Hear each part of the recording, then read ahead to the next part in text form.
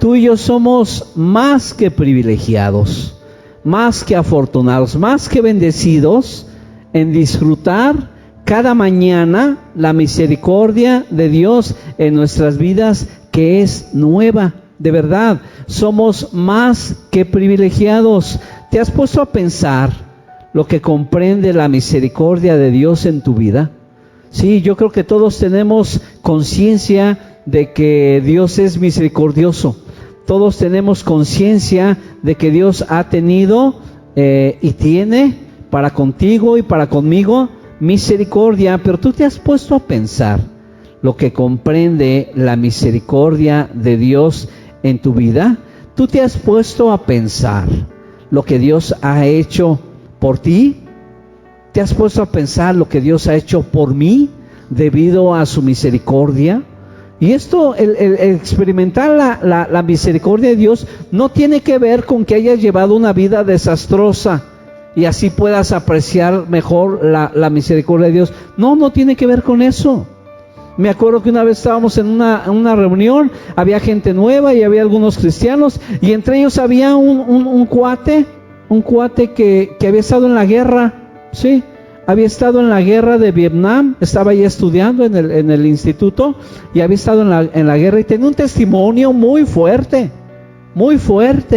sí. A él no le gustaba platicar de esto, y de repente alguna persona ahí medio imprudente le decía, oye, ¿y tú mataste gente?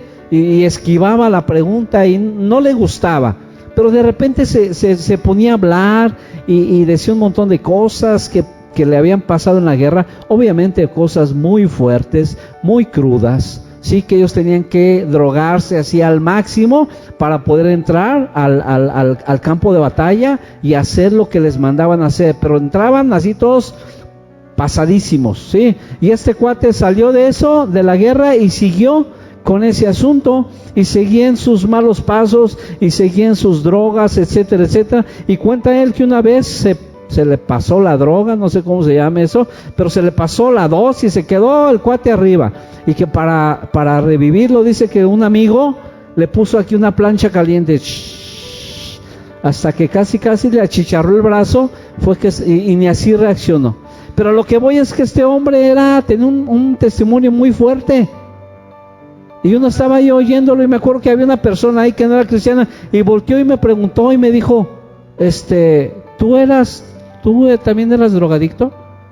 Y yo volteé y le dije, no, yo no. Y ella se volteó y dijo, bueno. O sea, ya ni caso me hizo el cuate, ¿no? Entonces repito, no tienes que tener un testimonio así desastroso para que puedas o podamos experimentar la misericordia de Dios en nuestras vidas. Entonces, necesitamos estar conscientes. Creo que esto cambiaría mucho nuestra perspectiva de lo que Dios tiene y quiere para nosotros, el estar conscientes de lo que la misericordia de Dios ha hecho por ti y por mí. Y en el capítulo 1 de primera carta a Pedro, si quieres buscarlo, 1 Pedro 1, ahí está, muy bien. En el verso 3, 1 Pedro 1:3 dice, bendito el Dios y Padre de nuestro Señor Jesucristo, que según su grande misericordia, ¿qué? Nos hizo renacer para una esperanza viva por la resurrección de Jesucristo de los muertos, para una herencia incorruptible, incontaminada e inmarcesible. ¿Sí? No se corrompe esta herencia que Dios nos ha dado como parte de ser parte de la familia de Dios. No se corrompe, no se contamina, no se marchita, y dice que está reservada en los cielos para nosotros. Ahí está guardada, ¿sí? Cuando tú haces una reservación, llámese de lo que sea, al cine o un vuelo, etcétera, tú haces tu reservación y ya está hecha. Ya no tienes ningún problema, aparentemente. Puede surgir alguno, pero ya no hay ningún problema. ¿Por qué? Porque llegas, si es un viaje, un vuelo en avión, llegas, das tu nombre, das tus datos, y dices que hiciste una reservación para tener un vuelo de tal a tal lado, te checan ahí y dicen, sí, aquí está, adelante, ya está reservada. El día que tú y yo nos presentemos delante de la presencia de Dios, te van a preguntar, nombre, Miguel Jiménez. A ver, pásele. Aquí está tu herencia. Te la guardamos desde ese día. Aquí está tu herencia. Ricardo Matías. Ricardo Matías. Aquí estás. Aquí está tu herencia. Desde que tú aceptaste a Jesús en tu corazón y lo hiciste tu Señor y tu Salvador personal, desde ese día, aquí está reservada. Lo que tenemos, lo que te has ganado, gracias al sacrificio de Jesús en la cruz del Calvario. No es gracias a nuestras obras, sino tú y yo no tenemos nada ganado por nosotros mismos. Y todos lo sabemos, es gracias al sacrificio de Jesús en la cruz del Calvario. Repito, tenemos esta herencia reservada en los cielos para nosotros. Dice el verso 5, para que sois guardados por el poder de Dios mediante la fe para alcanzar la salvación que está preparada para ser manifestada en el tiempo postrero. Lo que decía ahorita, tu salvación ya está, ya tienes ahorita, por así decir, el cielo está ganado. No se va a hacer válido ¿hasta qué? Hasta que estés en su presencia, hasta que en ese tiempo, ándale, pásale a la presencia de Dios. La misericordia de Dios en nosotros significa que estábamos muertos y Él nos dio vida. Éramos indignos y Él nos hizo dignos. Éramos pecadores. ¿Cuántos dicen amén? Y Él nos hizo justos. Éramos sus enemigos y Él nos reconcilió con Él. Vivíamos en obscuridad y Él nos trasladó al reino de la luz.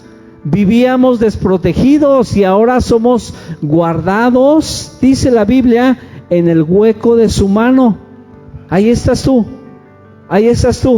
Aunque a veces parece que los problemas te agobian, aunque a veces parece que las cargas te hacen cada vez más pesado el camino, déjame decirte, estamos en el hueco de la mano de Dios.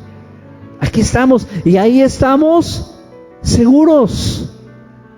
Si tú y yo permanecemos, si tú y yo vivimos, si tú y yo habitamos bajo el abrigo del Altísimo, vamos a poder permanecer en Dios. Si no, va a ser todo lo contrario. La misericordia es tener compasión con alguien, ya lo había dicho, ayudar por amor, sin esperar nada a cambio. Obviamente esta persona que les platiqué no iba a poder, ni yo esperaba que me regresara. 20 pesos, esposa, me dio 20 pesos, me ahorré 20 pesos. No, lo haces sin ningún interés, sin esperar nada a cambio. Y Jesucristo ilustró muy bien la misericordia de Dios en la parábola del buen samaritano. Vamos por favor al capítulo 10 de Lucas y me dicen ya cuando lo tengan. Capítulo 10 del Evangelio de Lucas. Repito, Jesús ilustró muy bien en qué consistía la misericordia a través de esta parábola del buen samaritano. En el verso 25, déjame darle lectura rápido. Dice aquí un intérprete de la ley, de esos que saben mucho, de esos que se conocían las escrituras al derecho y al revés, de esos que podían, según ellos, confrontar a Jesús y de alguna forma hacerle caer en algún error, confrontar a Jesús y hacerle ver que no era tan cierto lo que él decía. Así que este intérprete de la ley se levanta y dijo para probarle: Maestro, ¿haciendo qué cosa heredaré la vida eterna? Él le dijo: que está escrito en la ley. ¿Cómo lees? Aquel respondiendo dijo: amarás al Señor tu Dios con todo tu corazón y con toda tu alma y con todas tus fuerzas y con toda tu mente, y a tu prójimo como a ti mismo. Y le dijo: bien has respondido, haz esto y vivirás. Pero él, queriendo justificarse a sí mismo, dijo a Jesús: ¿y quién es mi prójimo? Respondiendo Jesús dijo: un hombre descendía de Jerusalén a Jericó y cayó en manos de ladrones, los cuales le despojaron e hiriéndole se fueron, dejándolo medio muerto. Aconteció que descendió un sacerdote por aquel camino y viéndole pasó de largo. Asimismo un levita, un adorador, un siervo de Dios, sí, ya era un sacerdote, ahora viene un levita. Dice: asimismo un levita, llegando cerca de aquel lugar y viéndole, también pasó de largo. Se hizo el desentendido, el disimulado, como que no le correspondía a él arreglar la situación. Pero un samaritano que iba de camino vino cerca de él y viéndole fue movido ¿a qué? A misericordia. Los samaritanos tenían pleito con los judíos, no se podían ver. Es como tu vecino, tu vecina, que qué latoso es, qué latosa es, cómo me tira el agua, cómo me avienta la basura, cómo la música que pone. No, aquí los edificios están gruesos, se ponen una música horrible, ¿sí? Los samaritanos y los judíos tenían pleito entre ellos, no se podían ver bien, había diferencias culturales, religiosas, ¿sí? Pero dice que este samaritano pasa y ve a este hombre, a este judío tirado, y viéndole fue movido a misericordia, y acercándose vendó sus heridas, echándoles aceite y vino, y poniéndole en su cabalgadura, lo llevó al mesón y cuidó de él.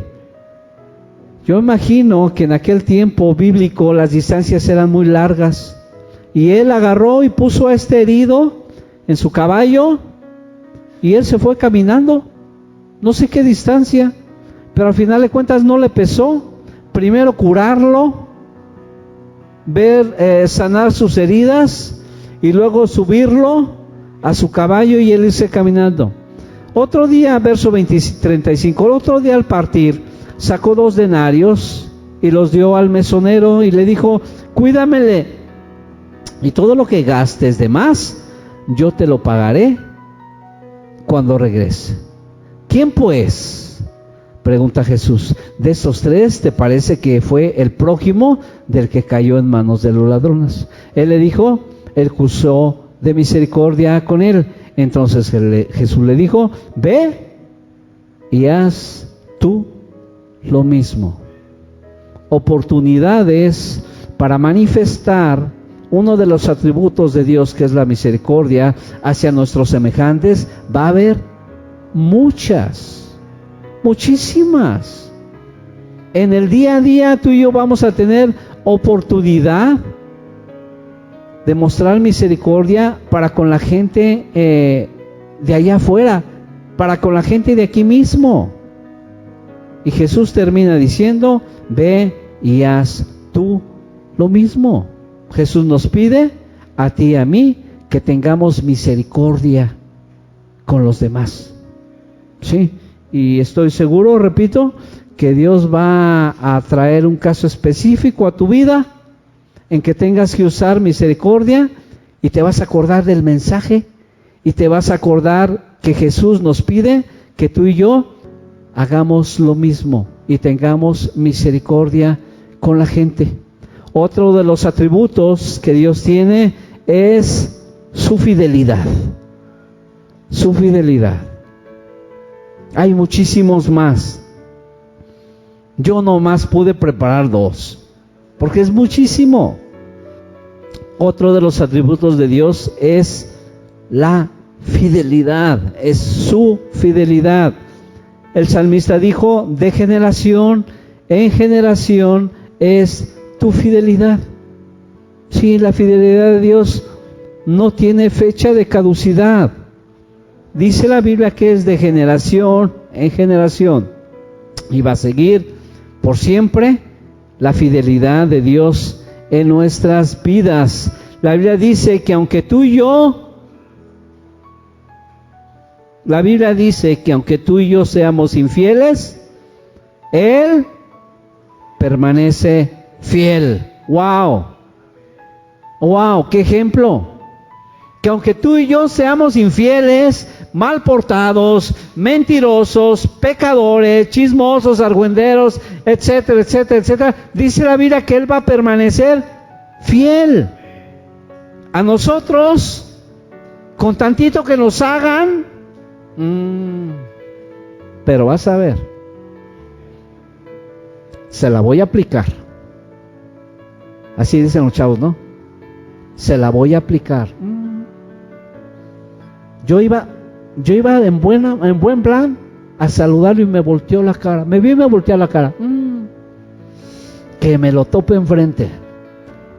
A ver qué de ánimas. La Biblia dice que si tú y yo somos infieles, Él permanece fiel. Él no paga mal por mal ni maldición por maldición. Él ahí está viendo por cada una de nuestras necesidades. Fidelidad es la firmeza y constancia en el cumplimiento de los compromisos establecidos. Repito, la fidelidad es la firmeza y constancia en el cumplimiento de los compromisos establecidos. Él dijo y lo va a cumplir. Lo que Dios te ha prometido, Dios lo va a cumplir. No sé cuándo, porque Dios tiene en su tiempo. Luis, lo que Dios te prometió, tarde o temprano, lo va a cumplir. ¿Por qué? Porque Él es fiel. Él es fiel. A Él no le falla la memoria. No sé cuántos dirán amén a lo que voy a decir, pero yo le digo a mi esposa, últimamente, y es últimamente, y subrayo, últimamente, se me va la onda. Amén, ya oí aménes. Gracias, hermanos, yo sabía que contaba con ustedes. Se me olvidan las cosas. Y a veces cosas que tienen que ver con la iglesia, de repente salen ahí. No, pero sí, te dijo. No, yo ni me acuerdo. Es que una vez dijeron que tú. No, yo ni me acuerdo. No me acuerdo. Qué bueno que no me acuerdo. Dios tiene buena memoria. Y lo que Dios te prometió, Él lo va a cumplir. Lo que Él te haya prometido, no sé. Y cada uno tenemos una promesa personal y especial de parte de Dios en nuestra vida. Una promesa que atesoramos, guardamos. Sí. Que en un tiempo perfecto Dios va a cumplir con ese compromiso ya establecido. La fidelidad es la capacidad o la virtud de dar cumplimiento a las promesas. Te dijo, si Dios te lo prometió, lo va a cumplir. No sé qué palabras, no sé de qué forma, pero usted dijo, yo te voy a dar un príncipe azul o rojiblanco. Dios te lo va a dar. Si Dios te dijo, Dios te voy a dar una princesa, te voy a dar la niña de mis ojos, te la va a dar. Ya te la dio, para que me entiendas, está reservada, ahí está guardada como una herencia para tu vida. Esta es la fidelidad de Dios, la capacidad para cumplir promesas. La fidelidad de Dios es uno de los atributos que más frecuentemente se menciona en la Biblia. Salmo 36, repito, la fidelidad de Dios es uno de los atributos que más frecuentemente se menciona en la Biblia. El Salmo 36:5 dice: Jehová, hasta los cielos llega tu misericordia, y tu fidelidad, dice que alcanza las nubes. Es grande, es enorme. El Salmo 117:2 dice: porque ha engrandecido sobre nosotros su misericordia, y la fidelidad de Jehová es para siempre. Para siempre. Gracias a Dios por su bendita memoria. A Él no se le olvida lo que nos ha prometido. Jesús prometió que estaría con nosotros todos los días hasta el fin del mundo. Y esta promesa Él la ha cumplido al pie de la letra. Prometió estar con nosotros todos, no algunos, todos los días hasta el fin del mundo. Jesús también dijo, Dios también dijo que Él nunca nos iba a dejar y nunca nos iba a desamparar. Él está ahí presto para tendernos la mano. Estoy convencido que todos hemos experimentado la fidelidad de Dios en nuestras vidas. Sin excepción, cada uno de nosotros hemos experimentado en carne propia la fidelidad de Dios en tu vida y en mi vida. El hecho de que tú y yo estemos aquí hoy en día es una prueba de la fidelidad de Dios. Algunos de ustedes los conozco de algunos años, algunos no tanto, pero sí me atrevo a decir que puedo ver la fidelidad de Dios en su vida, en cada uno de ustedes, sí. En la mayoría de ustedes puedo ver cómo Dios ha sido bueno, ha sido fiel. En mi vida misma, yo me pongo a pensar y digo, wow, gracias Dios, porque ha sido muy bueno. A pesar de que yo no he llevado tu palabra al pie de la letra, Dios ha sido muy bueno, Dios ha sido muy fiel conmigo. No me ha dejado, no me ha desamparado, ha estado conmigo todos los días. Y repito, el hecho de que tú y yo estemos aquí en este día es una muestra de la fidelidad de Dios en nuestras vidas. ¿Has pensado qué sería de nosotros? ¿Qué sería de nosotros sin la fidelidad de Dios? ¿No estaríamos aquí? La verdad. Dice la Biblia que no depende ni del que quiere ni del que corre, sino de Dios que tiene misericordia. Qué bueno que estás aquí. Qué bueno que te esfuerzas por venir. Qué bueno que te esfuerzas por buscar a Dios. Qué bueno que haces todo lo que agrada a Dios. Pero es por su fidelidad que tú y yo estamos de pie. No es nada que tú y yo hayamos hecho o podamos hacer en nuestras fuerzas. Es gracias a su fidelidad. ¿Sí? Ebenecer significa hasta aquí nos ayudó el Señor. Y creo que hasta el día de hoy, todos, sin excepción, podemos decir, gracias Dios, gracias porque hasta aquí tú me has ayudado. Y la mayoría, repito, podemos voltear hacia atrás en nuestras vidas y ver lo que hemos vivido y lo que hemos pasado y podemos decir, gracias Dios, gracias por tu fidelidad, gracias Señor, porque hasta ahora tú nos has ayudado. Y la pregunta sería, si Dios ha sido tan fiel, con nosotros, tú y yo somos llamados a serle fiel. No hay para dónde hacernos, no hay qué excusa poner, no hay qué pretexto poner. Si Dios ha sido tan bueno, si Dios ha sido tan fiel con nosotros, tú y yo somos llamados a serle fiel a Dios.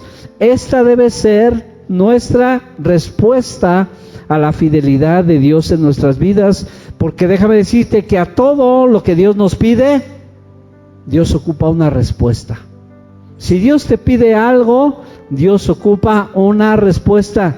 No podemos estar delante de Dios cuando Él nos pide algo y quedarnos callados, viéndolo, o quedarnos sin hacer nada. Él exige que tú y yo demos una respuesta a esta fidelidad, a lo bueno que Dios ha sido con cada uno de nosotros. Y quiero preguntarte, ¿cuál ha sido tu respuesta a la fidelidad de Dios en tu vida? De repente podemos ver gente, déjame llamarles así, de repente vemos gente malagradecida, que ha experimentado la fidelidad de Dios a través a lo mejor de una sanidad en ella, en su hijo, una prosperidad económica, etcétera, etcétera. Y no son fieles a Dios, no dan una respuesta aceptable a Dios. Por eso te pregunto, ¿cuál ha sido tu respuesta a la fidelidad de Dios en tu vida? Como hijos de Dios necesitamos reflejar el carácter de Dios. Por eso te pregunto, ¿qué tan fiel eres con Dios? ¿Qué tan fiel eres con Dios? Y es una pregunta para que tú mismo te la respondas. ¿Qué tan fiel eres con Dios? ¿Qué tan comprometido eres con Dios? ¿Realmente estás con Dios en las buenas y en las malas como Él está con nosotros? ¿Realmente pagas el precio delante de Dios como Él lo paga? Dios mandó a su Hijo a morir por ti y por mí, y ya vimos de todo lo que tú y yo fuimos rescatados. Pero sí es importante hacernos esa pregunta, ¿qué tan comprometidos estamos con Dios? Y déjame decirte, un póster que está ahí allá atrás, no se trata de encontrar tiempo para Dios, se trata de honrarlo poniéndolo en primer lugar. Eso es fidelidad. Por si tenías duda de que seré fiel o no seré fiel, déjame repetirte, no se trata de encontrar tiempo para Dios. Es que no tengo tiempo, o es que sí tengo tiempo. Se trata de honrarlo poniéndolo en primer lugar.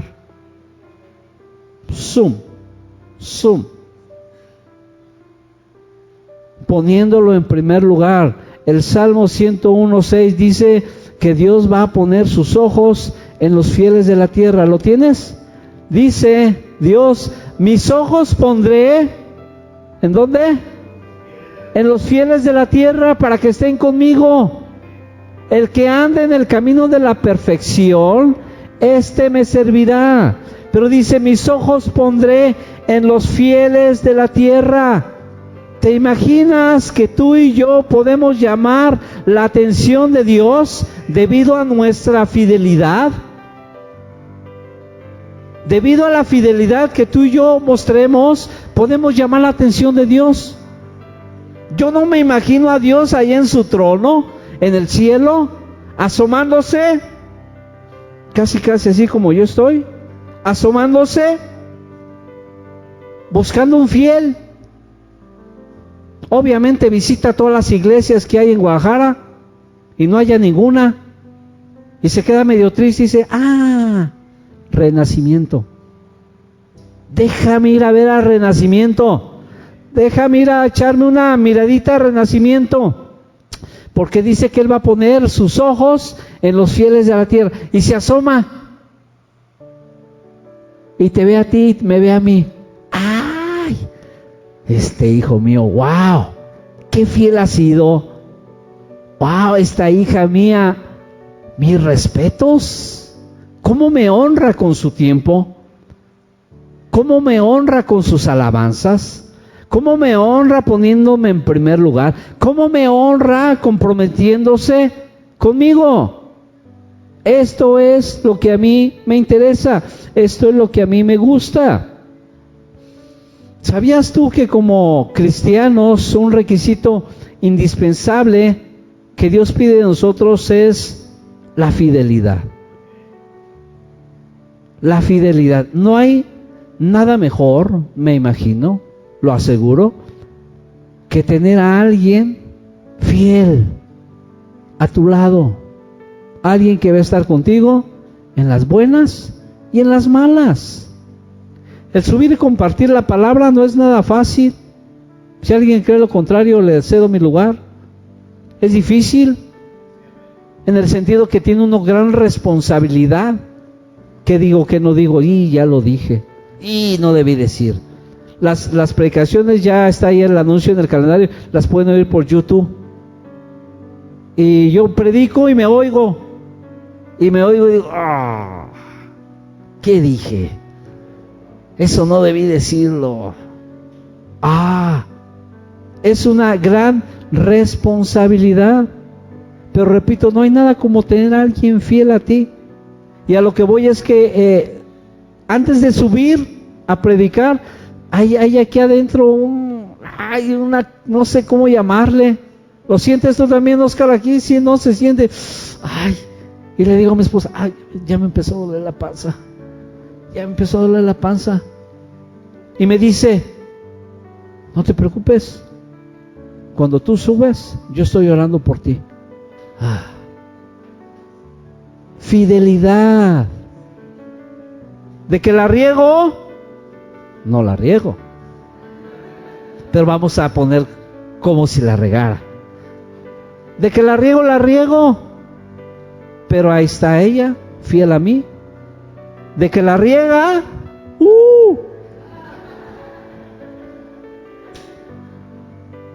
no soy yo, ¿verdad? De que la riega, pero ahí estoy, echándole ganas, haciendo lo que uno puede. Pero repito, no hay nada como tener a alguien fiel aquí, al lado de uno. Y no quiere decir que te va a dar por tu lado y te va a sobar la joroba, no. Así me agarra. No saben. Y es que tú, y es que dijiste, y es que. No. Mejor la pongo aquí a predicar. Pero no hay nada mejor que alguien esté contigo fiel y que te diga tus cosas. Que te diga lo que estás fallando, lo que estás regando. Pero fiel a ti. Fiel a ti. Y repito, ese es un requisito indispensable como cristianos, el que tú y yo seamos fieles. Primera carta a los Corintios, en el capítulo 4, ya voy a terminar.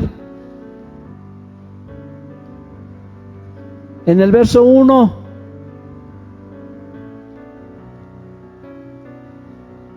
¿Lo tienes? Dice así pues ténganos los hombres por servidores de Cristo y administradores de los misterios de Dios. Ahora bien, se requiere, es un requisito, es indispensable, es necesario.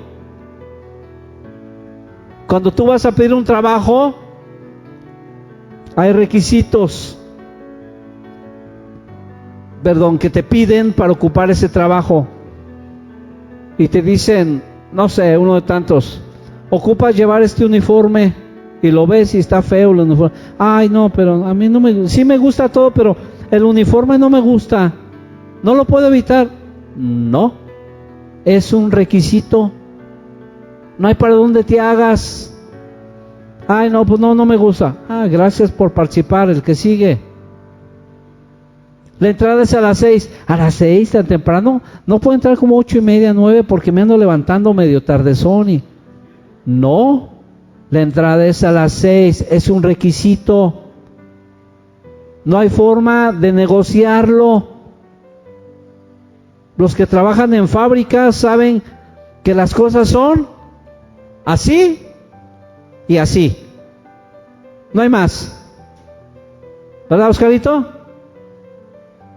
Su latiguito ahí a un lado, así y así. Ahí no hay nada de que, oye, pero mira, ¿cómo ves? Y así son las reglas. Estos son los requisitos. Y dice la Biblia que se requiere de los administradores que cada uno sea hallado fiel. Fiel. Que cada uno sea hallado fiel. Que tú sí sea sí y que tú no sea no. Aquí nos vemos a las 4, hermano. ¿A qué hora vas a estar aquí? A las 4, como quedaste. Nos vemos en el centro a las 6. ¿A qué horas? A las 6. Te pago tu dinero mañana como a las 5. Mañana, ¿a qué hora lo vas a pagar? Como a las 5. Yo dije ¿cómo? Que tú sí sea sí, que tú no sea no. Que tú seas un hombre y que seas una mujer de palabra. Que seas alguien que sea fiel, que sea hallado fiel. Hermanos, va a haber esto, ¡pum! ¿Quién fue? El fiel. La fiel. Y no me refiero al equipo. El fiel, la fiel. Ahí está. Siempre. Ahí está cuando se le ocupa. Todavía hasta decimos, hermanos, el próximo sábado no va a haber nada. ¿Y quién llega? El fiel. Ahí está. Aunque no va a haber nada, ahí está. Hermano, no va a haber nada. Ah, pues yo pensé, porque siempre piensa el fiel. Ahí está. Fiel en lo poco. Necesitamos ser fieles delante de Dios. Un día tú y yo vamos a estar delante de su presencia, dando cuentas de nuestra fidelidad para con Él. ¿Sí? Un día, nadie de los que estamos aquí, como hemos venido hablando, que nuestra herencia está allá, el día que vayamos a recoger esa herencia, vamos a dar cuentas delante de Dios de nuestra fidelidad para con Él. ¿Cuántos dicen amén? Vamos a dar cuentas de nuestra fidelidad para con la iglesia. ¿Ya no oí aménes? Vamos a dar cuentas de nuestra fidelidad para con los hermanos. Ahí. Repito, el día que no te ocupen, ahí. Y va a ser maravilloso cuando tú y yo estemos delante de la presencia de Dios, escuchar, bien, buen siervo y fiel, o buena sierva y fiel, sobre poco.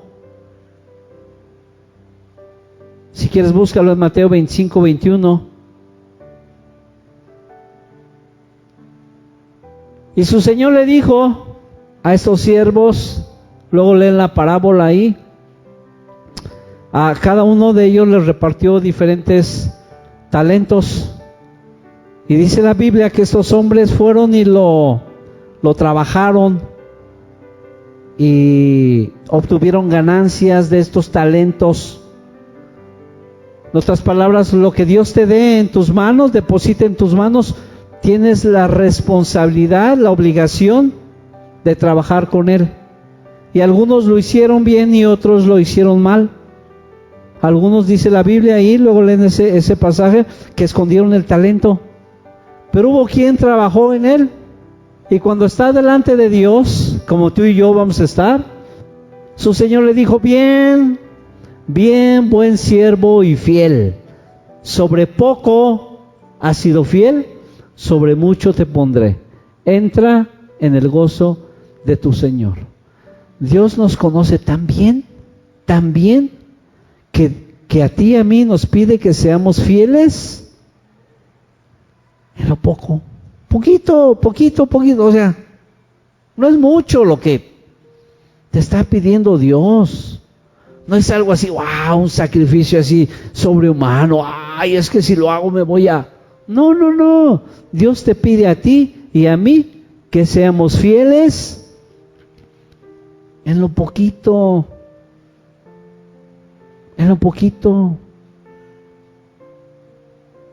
Que seamos capaces de ser fieles en las cosas más pequeñas.